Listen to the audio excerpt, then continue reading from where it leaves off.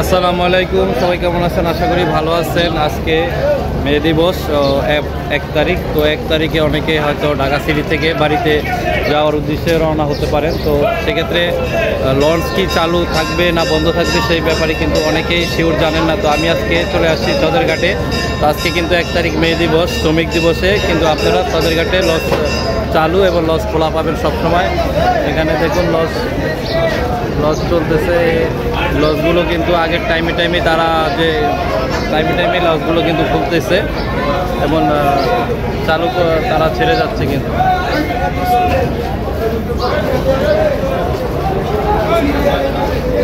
চাঁদপুর থেকে একটি লঞ্চ ছাড়বে, এটা হচ্ছে 11টা 45 মিনিটে। আর এখানে ঢাকা শহরে 3 দিন বন্ধ থাকার কারণে অনেক কিন্তু যাত্রী সদরঘাটে দেখা যাচ্ছে যাওয়ার জন্য প্রস্তুত নিয়েছে। ধন্যবাদ, সকলেই ভালো থাকবেন এবং ভিডিওটা শেয়ার করে পাশে রাখবেন।